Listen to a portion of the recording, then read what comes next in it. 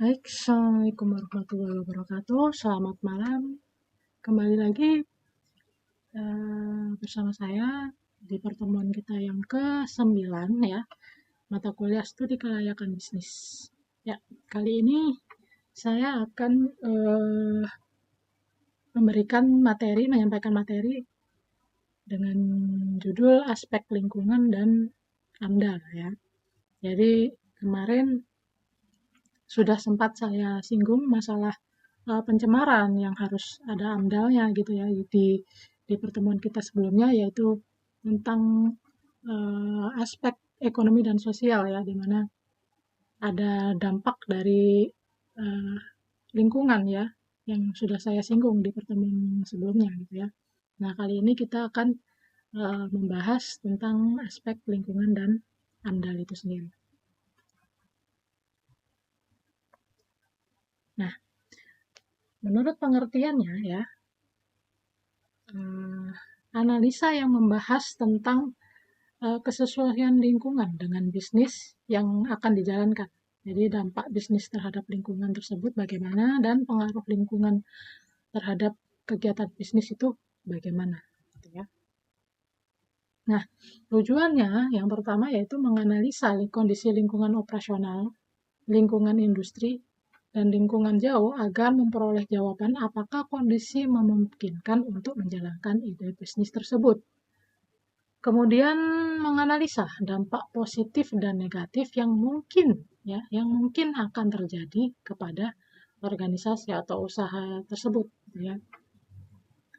Kemudian menganalisa usaha yang dapat dilakukan untuk meminimalkan dampak negatif bisnis terhadap lingkungan ya. Jadi di materi ini kan kita sudah tahu pasti ada dampak positif dan negatif yang akan terjadi. Nah, di materi ini juga kita akan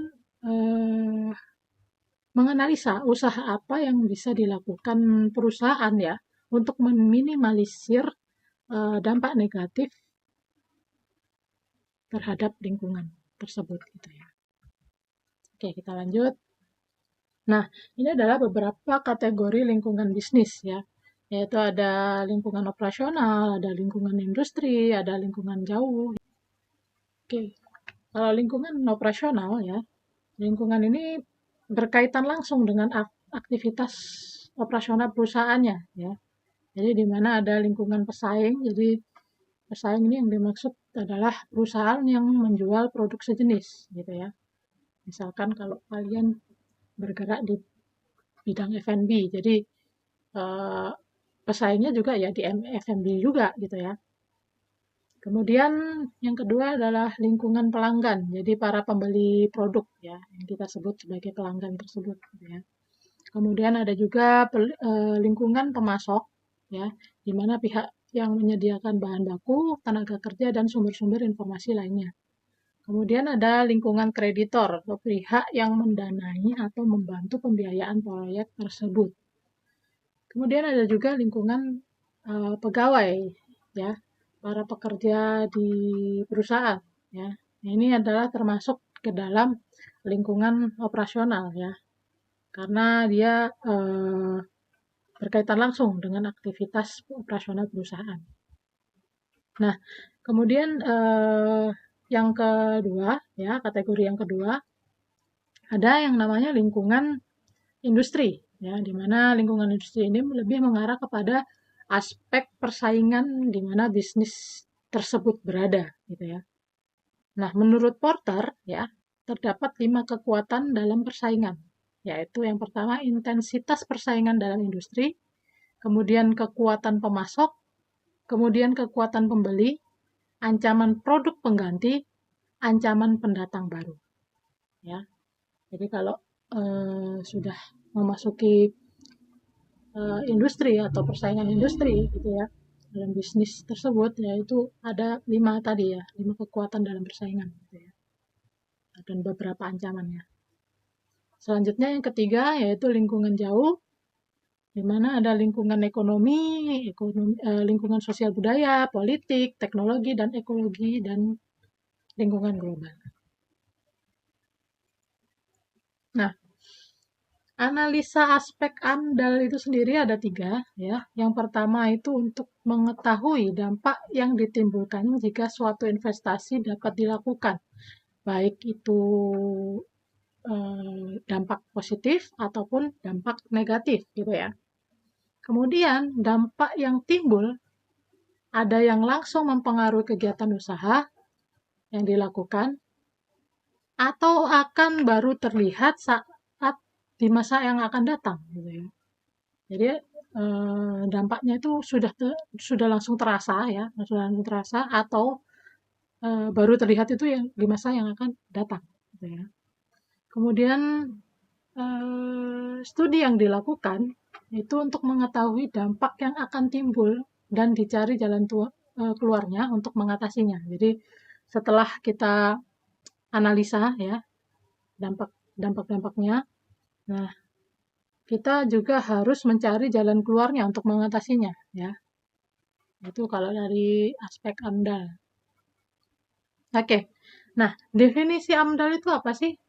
Jadi AMDAL itu sendiri adalah teknik untuk menganalisis apakah usaha yang akan dijalankan itu mencemarkan lingkungan atau tidak, ya. Jika iya, maka diberikan jalan alternatif pencegahannya. Jadi kalau misalkan memang iya dia mencemarkan lingkungan, nah jalan keluarnya apa ini dari perusahaan, jalan keluarnya apa, itu juga harus dipecahkan atau dianalisis juga, gitu ya, analisa juga, gitu ya. Jadi bukan hanya mencemarkan lingkungan saja, gitu ya, terus dibiarkan gitu saja, ya, jangan seperti itu, ya. Jadi perusahaan juga harus mempunyai alternatif dalam pencegahannya, gitu ya. Nah, kegunaan AMDAL itu sendiri, ya, bagi pemerintah itu sebagai alat dalam pengambilan keputusan tentang kelayakan lingkungan dari suatu rencana usaha atau kegiatan, gitu ya. Jadi dari AMDAL itu sendiri, analisis AMDAL itu sendiri, jadi bagi pemerintah itu adalah sebagai pengambil keputusan, ya. Kalau misalkan yang saya sebutkan tadi, dia ada pencemaran lingkungan dan dia tidak ada solusinya, yaitu bisa dinilai bahwa kegiatan usaha tersebut, ya, itu tidak layak untuk dilakukan, gitu ya. Nah, kemudian merupakan bahan masukan dalam perencanaan pembangunan wilayah. Nah, jadi dari AMDAL itu sendiri juga bisa digunakan gitu untuk masukan dalam perencanaan pembangunan wilayah, gitu ya. Kemudian mencegah potensi sumber daya alam di sekitar lokasi tidak rusak dan menjaga kelestarian lingkungan hidup, gitu ya. Nah, kegunaan AMDAL itu sendiri bagi masyarakat, ya, yang pertama dapat mengetahui rencana pembangunan di daerahnya sehingga dapat mempersiapkan diri untuk berpartisipasi, ya. Kemudian mengetahui perubahan lingkungan uh, yang akan terjadi dan manfaat serta kerugian akibat adanya suatu kegiatan tersebut itu apa. Jadi bisa diketahui, gitu ya, perubahan lingkungannya seperti apa. Jadi penting juga bagi masyarakat, gitu ya, supaya dia juga tidak mempersiapkan diri pokoknya, ya. Kemudian mengetahui hak dan kewajiban dalam hubungan dengan usaha dan atau kegiatan di dalam menjaga mengelola kualitas lingkungan. Jadi masyarakat itu sendiri juga mempunyai hak dalam mengetahui, ya, analisis AMDAL-nya seperti apa. Apakah dia mau rusak lingkungan ataukah bagaimana pengelolaannya, menjaga lingkungannya seperti apa, itu juga perlu, ya, masyarakat untuk menganalisa AMDAL itu sendiri, gitu ya. Nah, yang ketiga bagi pemprakarsa, ya, untuk mengetahui masalah-masalah lingkungan yang akan dihadapi di masa yang akan datang. Kemudian sebagai bahan untuk analisis pengelolaan dan sasaran proyek, kemudian sebagai pedoman untuk pelaksanaan pengelolaan dan pemanfaatan lingkungan hidup, gitu ya. dokumen AMDAL itu sendiri ya, dokumen kerangka acuan analisis dampak lingkungan atau KANDAL. Ini dokumen ini itu merupakan ruang lingkup dan kedalaman kajian analisis mengenai dampak lingkungan hidup yang akan dilaksanakan sesuai hasil proses pelingkupan ya. Jadi ada dokumen kerangka acuan analisis ini atau KANDAL ya, KANDAL sebutannya ya. Di mana cakupannya adalah ruang lingkup kedalaman kajian analisis mengenai dampak lingkungan hidup. Kemudian ada juga dokumen analisis dampak lingkungan hidup atau ANDAL ya. Yaitu dokumen ini tuh memuat telaah secara cermat dan mendalam tentang dampak besar dan penting suatu rencana usaha ataupun kegiatan berdasarkan arahan yang telah disepakati di dalam dokumen KANDAL. Jadi setelah ada KANDAL ya, itu sebagai acuan ya, sebagai acuan dalam membentuk dokumen ANDAL itu sendiri gitu ya. Kemudian dokumen selanjutnya ada dokumen rencana pengelolaan lingkungan hidup atau RKL ya, yang memuat berbagai upaya penanganan dampak besar dan penting terhadap lingkungan hidup yang ditimbulkan akibat rencana usaha. Jadi setelah kita analisis bagaimana dampak-dampaknya terhadap lingkungan ya, nah ini di dokumen ini kita mencantumkan beberapa upaya-upaya ya penanganan jika ada dampak negatif besar ya terhadap rencana usaha tersebut gitu ya.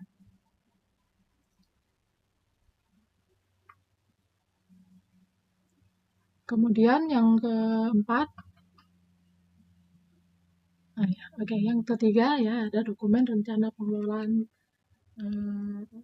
LH lingkungan hidup atau RKL ya, yang memuat berbagai upaya penanganan dampak besar dan penting terhadap lingkungan hidup yang ditimbulkan akibat rencana usaha. Jadi di dokumen ini berisikan tentang penanganan dampak besar ya, dan penting terhadap lingkungan. Kemudian dokumen yang keempat adalah dokumen rencana pemantauan lingkungan hidup ya, jadi ada RPL yang memuat berbagai rencana pemantauan terhadap berbagai komponen lingkungan hidup yang telah dikelola akibat terkena dampak besar dan penting dari rencana usaha ya. Nah, itu adalah keempat dokumen AMDAL ya.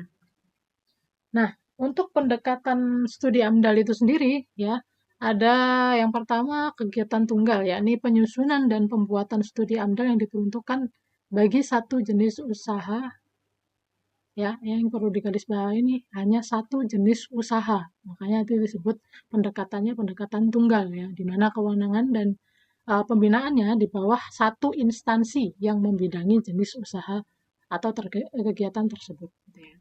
Nah, kemudian yang kedua ada kegiatan terpadu atau multisektor ya, yakni penyusunan studi AMDAL bagi jenis usaha dan atau kegiatan terpadu ya, baik dalam perencanaan proses produksinya maupun pengelolaannya ya, dan melibatkan lebih dari satu instansi yang membidangi kegiatan tersebut serta berada dalam satu kesatuan ekosistem ya. Kemudian yang ketiga ada kegiatan dalam kawasan ya, yakni penyusunan studi AMDAL bagi jenis usaha dan atau kegiatan yang berlokasi di dalam suatu kawasan yang telah ditetapkan atau berada dalam kawasan zona wilayah yang telah ditetapkan pada satu kesatuan ekosistem. Nah, mungkin itu saja yang perlu saya sampaikan di pertemuan ini ya, di aspek lingkungan dan AMDAL ya. Mungkin itu saja yang perlu saya sampaikan, kurang lebihnya saya mohon maaf. Kita ketemu lagi di pertemuan berikutnya dengan materi yang berbeda tentunya. Saya akhiri, wassalamualaikum warahmatullahi wabarakatuh, selamat malam.